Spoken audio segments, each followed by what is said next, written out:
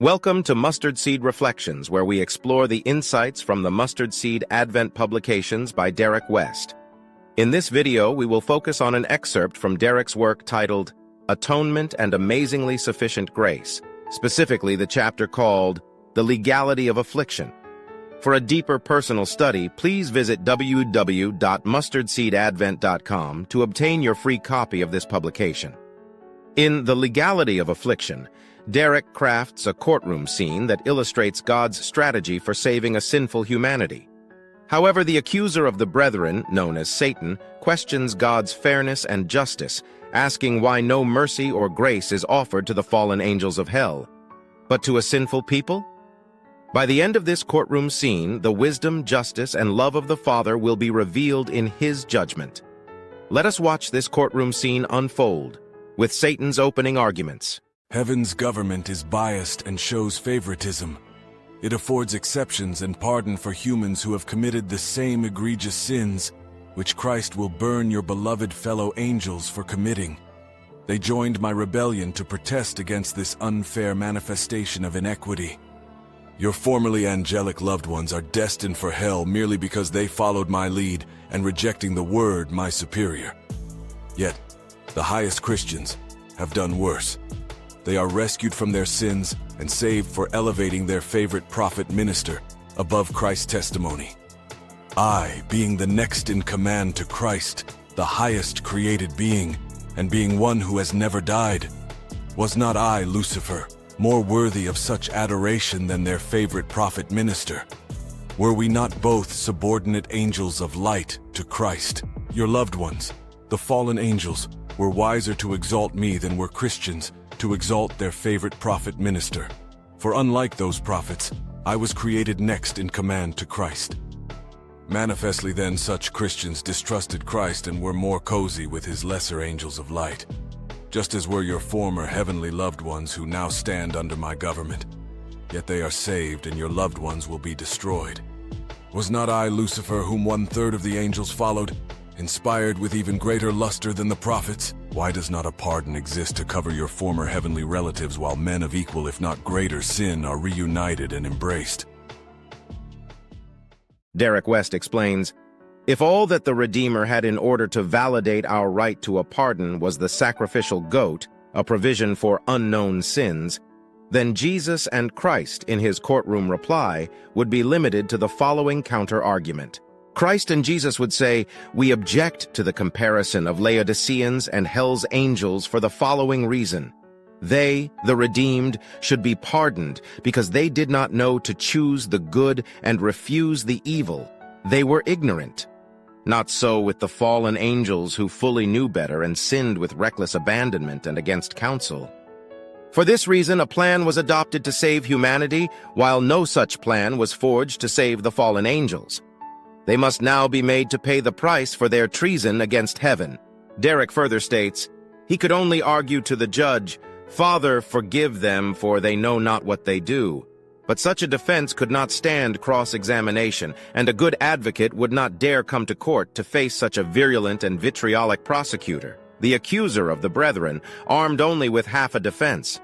Especially fully knowing that even Bible heroes, men extolled by heaven, are guilty of willfully and knowingly rebelling against heaven's rule of order.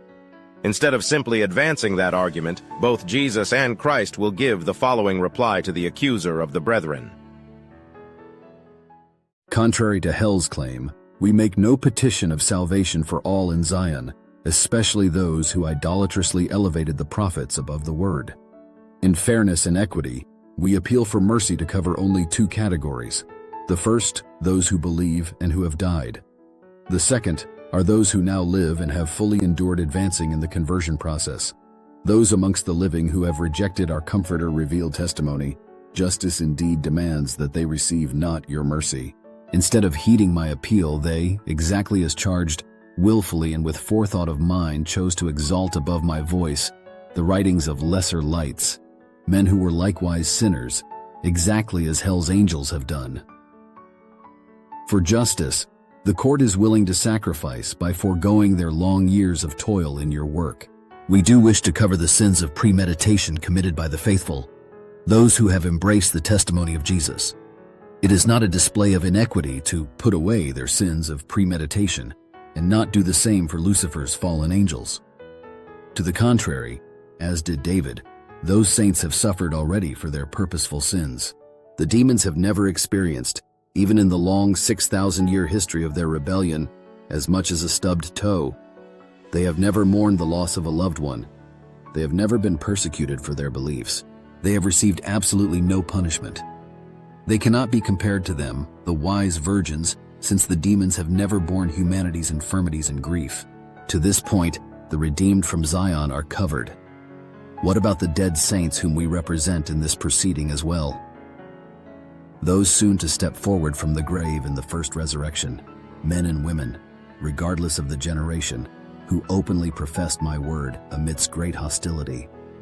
Jesus' blood covers their sins of ignorance. He died so that they may win resurrection, but the point must be conceded. Those saints, as did the fallen angels, likewise committed sins of premeditation. Men like Samson, David, and Paul, to cite a few examples. Yet in spite of their rebellion, we still argue a key distinction to justify their redemption. Why, being rebels, do they deserve clemency while hell does not?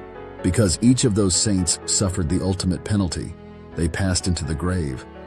As expressed in the Bible, the penalty of sin is death, and that penalty was exacted upon them.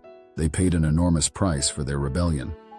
We enter a plea that their death, persecution, and suffering should now be accepted as satisfactory collateral for their sins of premeditation, fully freeing them from the grave.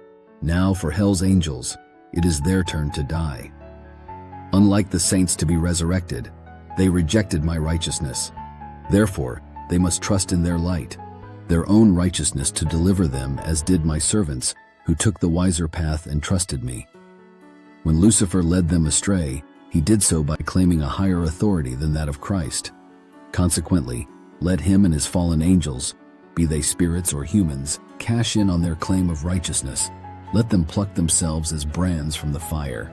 But those poor, desperate humans who sought the word for salvation and embraced Calvary for freedom, let them find in the sanctuary, seated above the testimony, the throne of mercy sprinkled with blood, the blood of the goat and the bullock. To complete the roster of redeemed, another petition must be made. We, Jesus and Christ, now enter a plea for the living, those about to join Zion. We wish to argue that they too receive everlasting life, life that lasts forever. This class must include Joshua the priest shortly to join them, the 144,000, and the great multitude of other living people soon to be called. They too can have legal redress and pass in this hour of judgment under the auspices of a different sacrifice, Jerusalem's suffering, the burnt offering. Israel, tempted and seduced by Satan, some 3,000 years ago gave up their privilege as defined by Moses in Deuteronomy 30:19 when he set before them life and death. They chose death and curses and did so without any remuneration. They sold themselves for naught, thus their redemption must be without money. They lived centuries in human pain and suffering, reduced to animals, scattered sheep with cruel shepherds, reaping no blessing from their torture. Such a display of selfless generosity should not go without benefit. Our petition to this court is that it embrace them as the symbolic ram entangled in the thickets of hell, so as to preserve the life of these proverbial Isaacs. And since Israel paid double for their sins, their purposeful, intentional, and premeditated crimes, we implore this court to allow this sacrifice to serve as a burnt offering which covers not only themselves, but to also afford pardon to the others redeemed from the world, humans who will shortly embrace the call of Christ today. Let them come to Zion by the light of the sacrificial bullock, the blood of the sacrificial goat, and the torture of the sacrificial ram.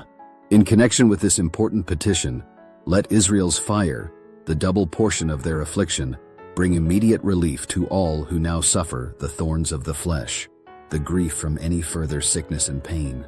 Let the wise Laodividians now find freedom and rest from any and all debilities, and let them grace all whom they bring into the faith from henceforth with such healing. All this because of the sacrifice of the thicket-entangled ram. I do further argue that such grace be not extended to the demons of hell, because they tempted Israel to violate the covenant and did so against the expressed wishes of your throne. Therefore, the crimes committed by all others who should pass in this hour must also be smeared upon their heads. Your Honor, As a closing remark, to preclude the devil from attributing to us, Jesus and Christ, selfish motives, let me remind the heavenly and earthly witnesses that we both suffered on Calvary, and Jesus even died for the selfless right to save. We both forsook our own judgments and only uttered the words that you gave to us. What comparable act has Lucifer ever done to aid suffering humanity? He has done nothing but to enslave them and increase their burden. Then he had the audacity to boast, in Jesus' wilderness engagement and trial 2,000 years past, of all the people on earth who served him, desiring that, if Jesus should worship him, he would give them up. I cite this as just one of many pieces of evidence to destroy his pretense of concern for his angels, for such an offer suggests that he would relinquish even his own angels in order to boost himself. This is in contradistinction to the salvation team. Jesus, by transferring the church to Christ, wins to himself absolutely no saints, neither cattle nor sheep. After 2,000 years of work, he joyously has made this sacrifice. Christ, instead of winning the proceeds from this judgment session as a victory prize for himself, he gives them to his mustard seed, the son of David. He makes him ruler over all that he hath. And David's son, through the child conversion passage, displays his selfless modesty by willingly foregoing self-exaltation, and instead has denied himself, taken up his own cross, and has followed us. He has converted himself to a child by promoting heaven's unpopular light. He has become a servant and a minister to your disciples. Now, Father, consider Israel, the next in the chain of earth's eternal command. They voluntarily stepped into 3,000 years of misery without remuneration. All now seek, not self-exaltation, but honor, glory, and worship of you, the highest. All except Satan and his hell-bound helpers have sought to recognize your glory, but they do have the audacity to seek your mercy. Satan and all his agents, be they spirits or humans, have spent their careers seeking to destroy your government. Let them now pay the price for promoting hell and not heaven. In preparation for their destruction, we move that they now be arrested and detained, that they be escorted away from the redeemed and shackled for their day of burning in the wilderness uninhabited. If this video was helpful, like, subscribe, and tell us in the comments which point you'd like explored in a deeper video. Read Derek West's full exposition at www.mustardseedadvent.com. Thanks for watching Mustard Seed Reflections. Until next time, keep reflecting and growing in grace, and have the most blessed day.